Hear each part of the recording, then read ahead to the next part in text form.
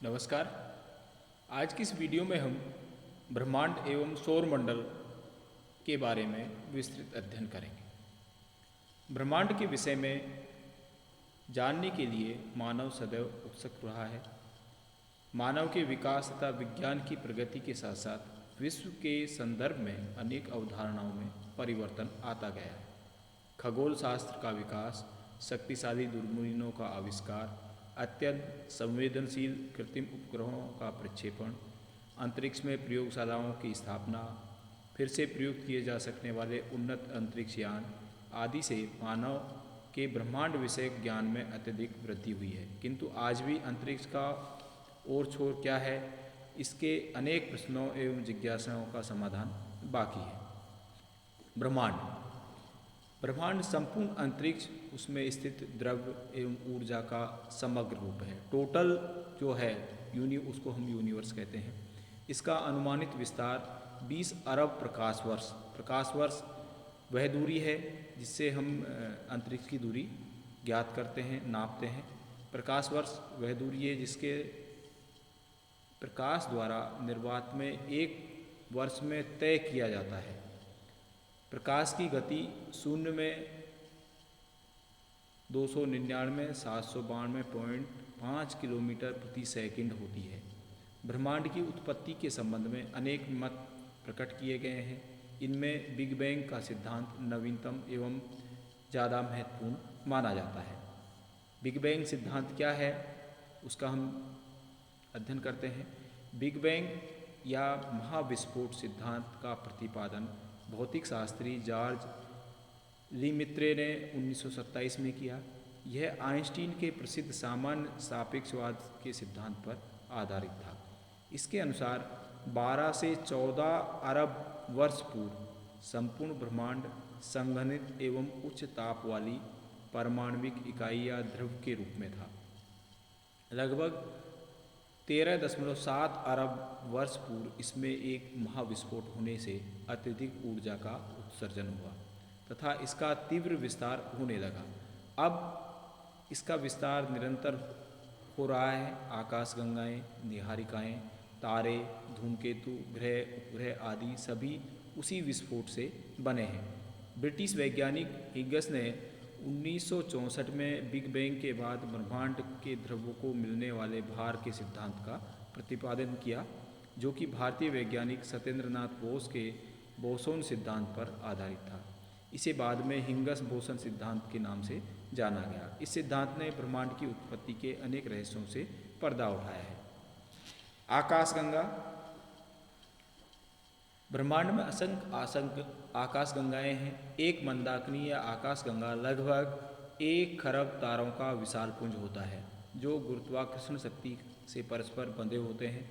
हमारी पृथ्वी तथा सौर मंडल जिसे आकाशगंगा में आते हैं उसे दुग्ध मेखला या दूधिया मार्ग, मिल्की वे या ऐरावत पथ कहा जाता है। जिस आकाशगंगा में हमारी पृथ्वी है, हमारा सूर्य है, उसको हम ऐरावत पथ, मिल्की वे या दूधिया मार्ग, दूध मेखला के नाम से जानते हैं। इसमें 1 खरब से भी अधिक तारे हैं। तारे ये स्वयं प्रकाशमान होते हैं, ग्रह हैं।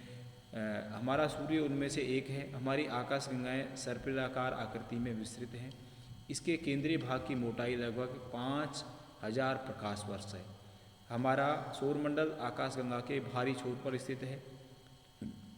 मार्केरियन 348, large magnetic cloud, small magnetic cloud, डेको सिस्टम, मेफेल आदि प्रमुख आकाशगंगाओं के ये नाम हैं।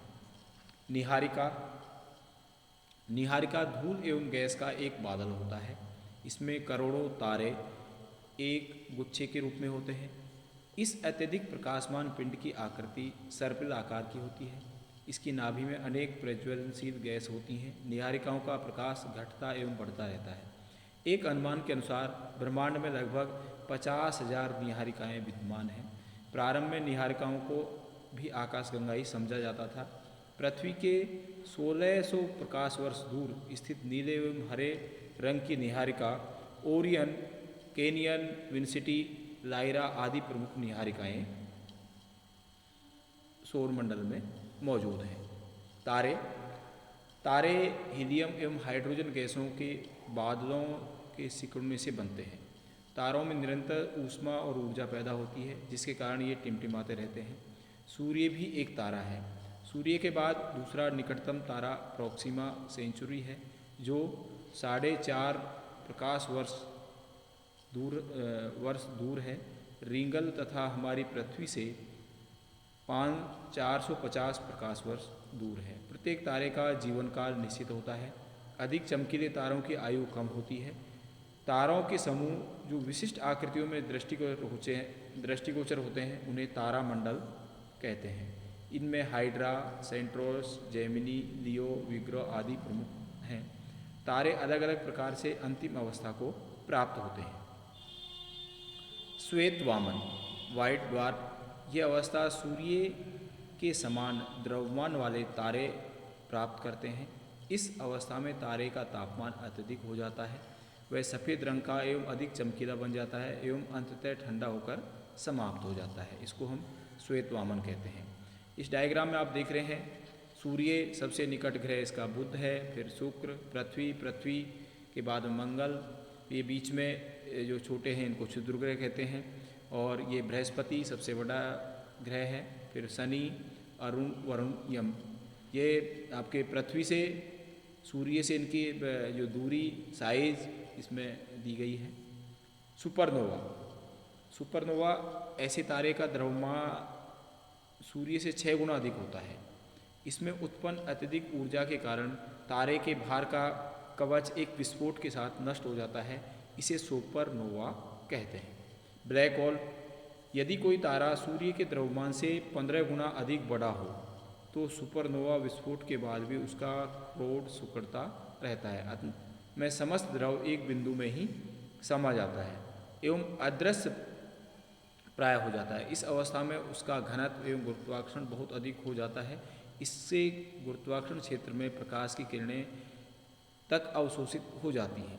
ब्लैक होल या कृष्ण विवर की उपस्थिति का पता केवल इसके गुरुत्वाकर्षण क्षेत्र से ही लगाया जाता है।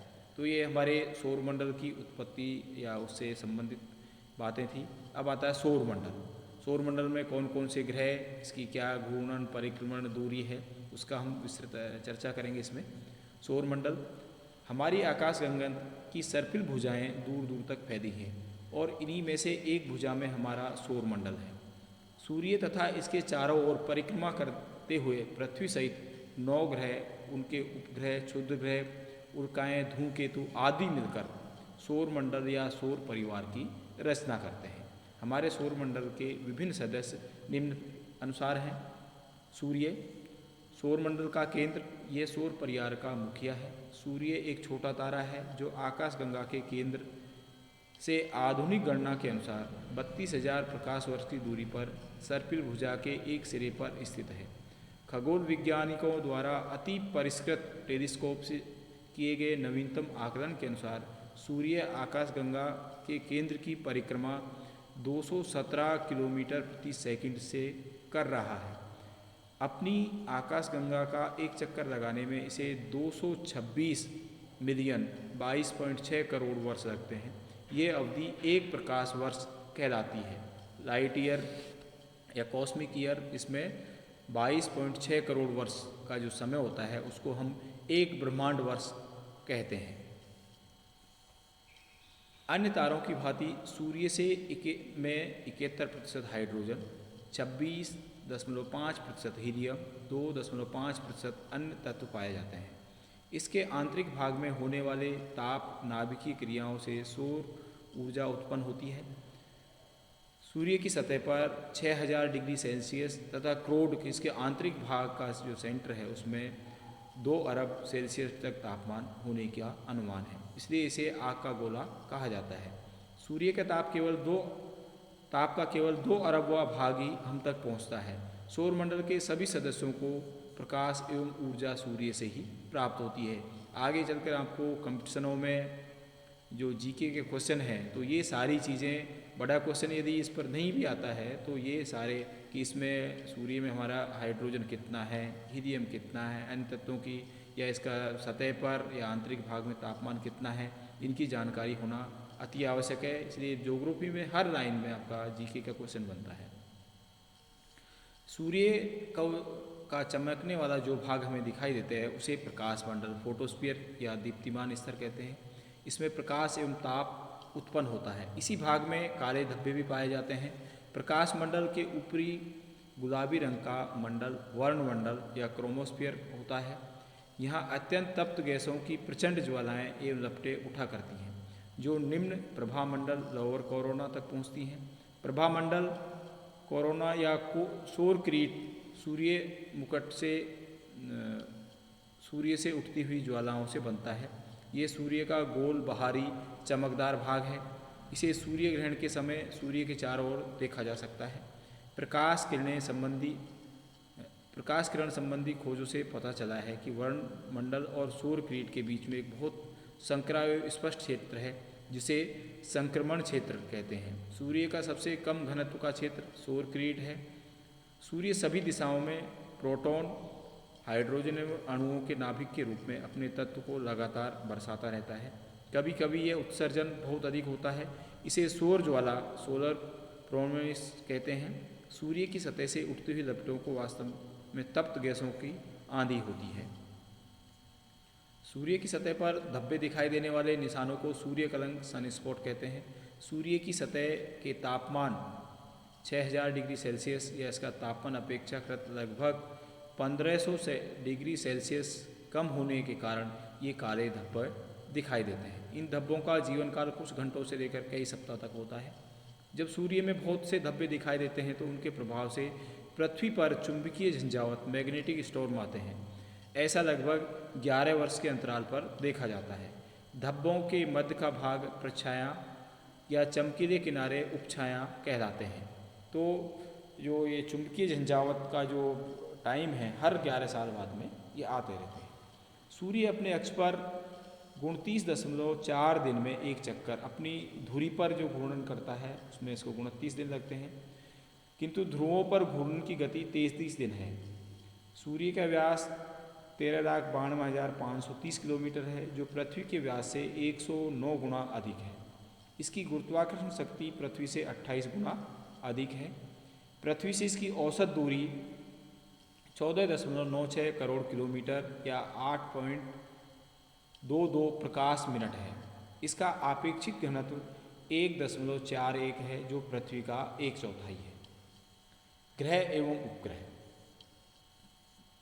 ग्रह स्वयं प्रकाशमान नहीं होते हैं, वरन तारे के प्रकाश से प्रकाशित रहते हैं तथा उनकी परिक्रमा करते हैं। उपग्रह लघु आकाशीय पिंड होते हैं जो ग्रहों की परिक्रमा करते हैं। ये भी तारे से प्रकाश ग्रहण करते हैं। अंतरिक्ष में मानव निर्मित उपग्रह भी स्थापित हैं। सौर परिवार, सोलर सिस्टम। सूर्य के चारों ओर परिक्रमण करते हुए पृथ्वी सहित 9 ग्रह, उनके उपग्रह, उल्काएँ, क्षुद्र ग्रह, धूमकेतु आदि मिलकर सौर परिवार की रचना करते हैं, जो निम्न प्रकार से है। नंबर 1 है बुध। ये सौरमंडल का सबसे छोटा ग्रह है, किंतु इसकी चाल सबसे तेज है। इसका व्यास 4878 किलोमीटर है। इसकी सूर्य से दूरी 5.79 करोड़ किलोमीटर है। इस प्रकार ये सूर्य का निकटतम ग्रह है।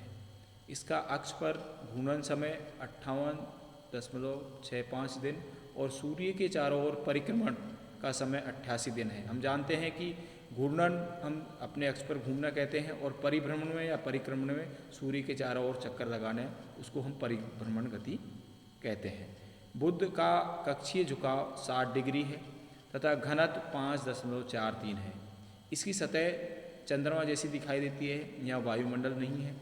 अन्य ग्रहों की तुलना में इसका तापमान सर्वाधिक है। दिन का अधिकतम तापमान 480 डिग्री सेंटीग्रेड तक रहता है, तो रातें बर्फीली होती हैं तथा तापमान -180 डिग्री सेंटीग्रेड तक गिर जाता है। यहाँ जीवन की कोई संभावना नहीं है। बुध का कोई उपग्रह नहीं है। यहाँ प्रतिदिन सूर्योदय से 2 या 3 घंटे पहले उदय होता है तथा इसे भोर का तारा भी, मॉर्निंग स्टार भी कहते हैं। उदय होने के 2-3 घंटे बाद ही ये अस्त हो जाता है। इस डायग्राम में आपको सूर्य, बुध, शुक्र, पृथ्वी, मंगल, बृहस्पति, शनि, अरुण, वरुण, यम कि इसकी लोकेशन को दर्शाया गया है कि सूर्य के सापेक्ष में इसकी स्थिति क्या है। दूसरा ग्रह आता है शुक्र। बुध के बाद सूर्य का निकटतम ग्रह शुक्र है। ये सर्वाधिक चमकीला है। आकार तथा भार में ये लगभग पृथ्वी के बराबर है। इसका व्यास 12,104 किलोमीटर तथा सूर्य से इसकी दूरी 10.82 करोड़ किलोमीटर है। यह अपनी धुरी पर 243 दिन में पूर्ण चक्कर लगा देता है। इसका घूर्णन विलक्षण है। यह पूर्व से पश्चिम की ओर अपने अक्ष पर घूमता है, जबकि अन्य ग्रह ये पश्चिम से पूर्व की ओर घूमते हैं, जबकि अन्य ग्रह पश्चिम से पूर्व को घूमते हैं। यह सूर्य की परिक्रमा 224.7 दिन में पूर्ण करता है। इसका जो परिक्रमण काल है 224.7 दिन है। इसका घनत्व 5.27 है। इसके चारों ओर सल्फ्यूरिक एसिड के जमे हुए बादल हैं। इसके वायुमंडल में 96% कार्बन डाइऑक्साइड गैस है। राडार मानचित्रण से ज्ञात हुआ है कि इसके धरातल पर उच्च भूमियाँ, निम्न भूमियाँ एवं ऊबड़ खाबड़ मैदान हैं। शुक्र की सतह पर उथले क्रेटर, बड़े ज्वालामुखी, कुछ भ्रंश घाटियाँ, गर्त भी पाए जाते हैं।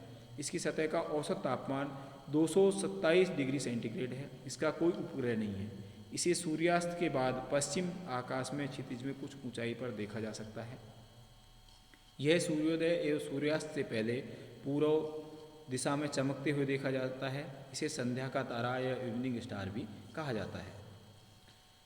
नंबर 3 है पृथ्वी, जिस पर हम रहते हैं। ये सौरमंडल का एकमात्र ऐसा ग्रह है जहाँ मध्यम तापमान, ऑक्सीजन, प्रचुर मात्रा में जल की उपस्थिति के कारण जीवन पाया जाता है। मानव का निवास होने के कारण हमारे लिए इसका महत्व सर्वाधिक है। बुध एवं शुक्र के बाद यह सूर्य के सर्वाधिक निकट है। सूर्य से इसकी औसत दूरी 14.96 करोड़ किलोमीटर है। इसका व्यास 12,740 किलोमीटर है तथा औसत घनत्व 15.52 है। यह अपने अक्ष पर लंबवत स्थिति में 23.5 डिग्री झुकी हुई है। अन्य ग्रहों की भांति इसे भी प्रकाश एवं ऊर्जा सूर्य से प्राप्त होती है। यह एक गोलाकार है, किंतु दोनों सिरों पर चपटी है। ऐसी आकृति को भूभाग या जियोड कहा जाता है। पृथ्वी का संपूर्ण क्षेत्रफल 51 करोड़ वर्ग किलोमीटर है। इसकी भूमध्य रेखीय परिधि 40,024 किलोमीटर है। पृथ्वी अपने अक्ष पर घूमते हुए सूर्य की परिक्रमा करती है और चंद्रमा पृथ्वी की परिक्रमा करता है। इस प्रकार सूर्य, पृथ्वी और चंद्रमा की अनेक सापेक्ष स्थितियाँ एवं गतियाँ होती हैं, जो पृथ्वी पर अनेक घटनाओं को जन्म देती हैं। इसलिए पृथ्वी के ग्रहीय संबंधों की जानकारी आवश्यक है। पृथ्वी की 2 गतियाँ होती हैं, इसमें घूर्णन और परिक्रमण है। घूर्णन, पृथ्वी अपने अक्ष पर रट्टू की भांति घूमने को घूर्णन या परिभ्रमण कहते हैं। यह अपने अक्ष पर कल्पित रेखा है जो पृथ्वी के केंद्र से गुजरती हुई तथा उत्तरी और दक्षिण ध्रुवों को मिलाती है। पृथ्वी अपने अक्ष पर पश्चिम से पूर्व की ओर घूमती हुई लगभग 24 घंटे 23 मिनट 56 मिनट और 4 सेकंड में एक चक्कर पूर्ण करती है। यह अवधि एक दिन का निर्माण करती है, अतः इसे पृथ्वी की दैनिक गति कहते हैं। पृथ्वी के घूर्णन के प्रभाव से दिन और रात होते हैं। समय की माप का पैमाना प्राप्त होता है। 2 घंटे में एक घूर्णन दिवस के विभिन्न कालों, प्रातः, दोपहर, सायं, मध्यरात्रि का आविर्भाव होता है। ग्रह पर किसी स्थान की स्थिति का निर्धारण होता है। विशिष्ट बिंदु एवं रेखाओं की कल्पना, उत्तरी ध्रुव, दक्षिणी ध्रुव, विषुवत रेखा, ग्रह और नक्षत्रों के पूर्व या पश्चिम घूमने का अनुभव होता है। हवाओं और समुद्री धाराओं की दिशा प्रभावित होती है तथा दैनिक ज्वारों के समय का अंतर आता है। अनुसंधानों से ज्ञात है कि पृथ्वी की घूर्णन गति शताब्दी दर शताब्दी कुछ धीमी हो रही है।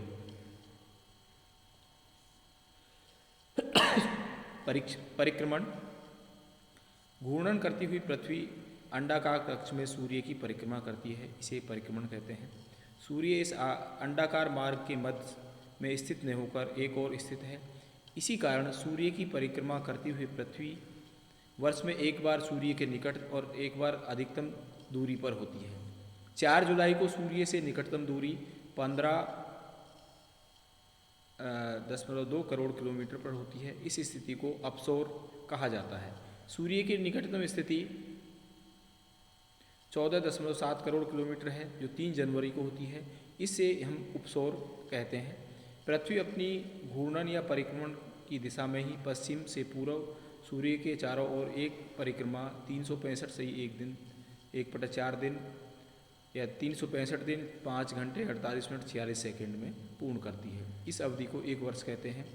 इस परिक्रमण गति को पृथ्वी की वार्षिक गति भी कहते हैं। सूर्य के चारों ओर पृथ्वी के अंडाकार मार्ग को भूकक्षा कहते हैं। पृथ्वी द्वारा सूर्य की परिक्रमा के प्रभाव से मुख्य ऋतुओं का परिवर्तन होता है। पृथ्वी के अपने अक्ष पर 23.5 डिग्री झुकाव के कारण परिक्रमण के समय विभिन्न स्थानों की सूर्य सापेक्ष स्थिति बदलती रहती है। सूर्य पृथ्वी पर 23.5 डिग्री अक्षांशों तक ही लंबवत चमकता है। अतः अयन वृत्तों, कर्क एवं मकर रेखा, ध्रुवीय वृत्तों का निर्धारण इसी आधार पर होता है। दोपहर के समय भूमंडल के विभिन्न स्थानों पर सूर्य की ऊंचाई में भिन्नता, दिन व रात की लंबाई में अंतर परिक्रमण के गति के कारण होता रहता है। 21 जून को सूर्य कर्क रेखा पर लंबवत चमकता है। इसी स्थिति को कर्क संक्रांति या ग्रीष्म अयान कहते हैं। 22 दिसंबर को सूर्य की किरणें मकर रेखा पर लंबवत पड़ती हैं। ऐसी स्थिति को मकर संक्रांति या शीत अयानांत कहते हैं। 21 मार्च एवं 23 सितंबर को सूर्य विषुवत रेखा पर लंबवत चमकता है। अतः सभी अक्षांशों पर दिन रात बराबर होते हैं। 21 मार्च की स्थिति को बसंत विषुव और 23 सितंबर को शरद विषुव के नाम से जानते हैं। चंद्रमा ये पृथ्वी का एकमात्र उपग्रह है। सौरमंडल के अन्य उपग्रहों की तुलना में यह आकार में काफ़ी बड़ा है। इसका व्यास 3475 किलोमीटर, जो पृथ्वी का मात्र 1/4 है। पृथ्वी से इसकी औसत दूरी 3,84,467 किलोमीटर है। इसकी गुरुत्वाकर्षण शक्ति पृथ्वी के छठे भाग के बराबर है। इसका घनत्व 3.3 है। चंद्रमा की गतियाँ 3 प्रकार की हैं: घूर्णन, परिक्रमण तथा सूर्य से संबंधित। घूर्णन गति में चंद्रमा अपने अक्ष पर 27 दिन 7 घंटे में एक चक्कर पूरा करता है। अंडाकार पथ पर पृथ्वी की परिक्रमा 27 दिन 7 घंटे में करता है। इसलिए चंद्रमा को केवल आधा भाग ही सदैव पृथ्वी के सामने रहता है। सूर्य से संबंधित गति में पृथ्वी सूर्य के चारों ओर परिक्रमा करते हुए आगे बढ़ती है, जिसे चंद्रमा पीछे रह जाता है। इसलिए चंद्रमा को पृथ्वी की एक परिक्रमा पूर्ण करने में 29 से 1/2 दिन का समय लग जाता है। इस अवधि को चंद्रमास भी कहा जाता है। चंद्रमा पर वायुमंडल नहीं है। इसे भी प्रकाश व ऊर्जा सूर्य से प्राप्त होती है। चंद्रमा के प्रकाश को पृथ्वी तक आने में 1.3 सेकंड लगते हैं। वायुमंडल न होने के कारण यहाँ कोई संध्या गोधूली वेला नहीं होती तथा सूर्य एकाएक निकलता है। दिन में तापमान 130 डिग्री सेंटीग्रेड तक पहुँच जाता है, जबकि रात्रि में -180 डिग्री सेंटीग्रेड तक गिर जाता है। चंद्र तल पर असंख्य गड्ढे दिखाई देते हैं, जो कि उल्कापात के कारण बनते हैं। यहाँ के जलहीन शुष्क समुद्रों को मारिया कहते हैं। इनकी सीमाओं पर ऊंचे ऊंचे पर्वत चोटियों, चंद्रमा के दक्षिण ध्रुव पर स्थित लिवनेज पहाड़ सर्वाधिक ऊंचा है। इसकी ऊंचाई 10,660 मीटर है, जो एवरेस्ट से भी अधिक है। 20 जुलाई 1969 में अमेरिकी यान अपोलो 11 ने चंद्रमा की धरती पर मानव को उतार कर अंतरिक्ष यात्रा में नया अध्याय जोड़ा। भारत 22 अक्टूबर 2008 को चंद्रयान 1 का सफल प्रक्षेपण कर संयुक्त राज्य अमेरिका, रूस, यूरोपीय स्पेस एजेंसी, चीन, जापान के बाद चंद्रमा पर यान भेजने वाला छठा देश बन गया है। विभिन्न देशों द्वारा भेजे गए यानों से चंद्रमा के विषय में अनेक महत्वपूर्ण जानकारियाँ मिलती रही हैं। नेक्स्ट, मंगल। ये पृथ्वी का निकटतम ग्रह है। आकाश में मंगल ग्रह लाल तारे के समान चमकता है। इसका व्यास 6,787 किलोमीटर, इसकी औसत दूरी 22.79 करोड़ किलोमीटर है। इसका घूर्णन समय 24.62 घंटे तथा सूर्य के चारों ओर परिक्रमण का समय 687 दिन है। इसका घनत्व 3.94 है। जुलाई 1997 में मंगल की धरती पर उतरे पाथफाइंडर नामक अंतरिक्ष यान ने वहाँ के धरातल पर वातावरण का बारीकी से अध्ययन किया। इसके अनुसार वहाँ बहुत हल्का वायुमंडल है, उसमें ऑक्सीजन नाममात्र है तथा कार्बन डाइऑक्साइड गैस बहुत अधिक है। मंगल पर आंधियाँ चलती रहती हैं। तापमान -138 डिग्री सेंटीग्रेड से लेकर 27 डिग्री सेंटीग्रेड तक पाया जाता है। इस प्रकार मौसम अत्यधिक परिवर्तनशील है। मंगल की भूमि पर रंग गुलाबी। यहाँ पाए जाने वाले शिलाखंडों में सिलिका पदार्थ अधिक है। वहाँ बिखरे हुए कंकड़ पत्थरों में जमाव घाटियों को देखकर पता चलता है कि प्राचीन काल में यहाँ पर कभी जल मुक्त बहाव रहा था। इसी सतह पर अनेक विशालगर्त ज्वालामुखी हैं। ओलंपिस मोन्स ज्वालामुखी 15 किमी ऊंचा है। मंगल ग्रह पर भी जीवन के कोई निशान नहीं है। इसके 2 उपग्रह फोबोस तथा डीबोस हैं। बृहस्पति, ये सौरमंडल का सबसे बड़ा ग्रह है। जिसका व्यास 1,42,800 किलोमीटर है। सूर्य से इसकी दूरी 77.83 करोड़ किलोमीटर है। ये सूर्य की एक परिक्रमा 11.9 वर्ष में पूर्ण करता है, जबकि अपनी धुरी पर यह मात्र 9.8 घंटे में ही घूम जाता है। इसके हल्के पदार्थों का बना होने के कारण इसका घनत्व केवल 1.3 है।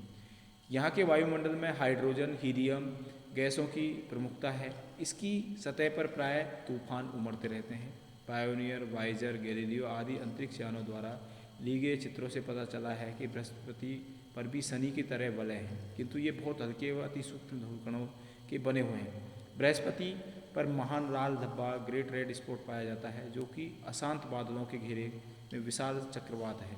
यहाँ भी जीवन की संभावनाएं नहीं है। इसके उपग्रहों में 4 आईओ, यूरोपा, गानीमेद और कालिस्तो है। बर्फीली सतह पर ठोस धरातल के कारण यूरोपा वैज्ञानिकों के लिए अधिक उत्सुकता जगाता है।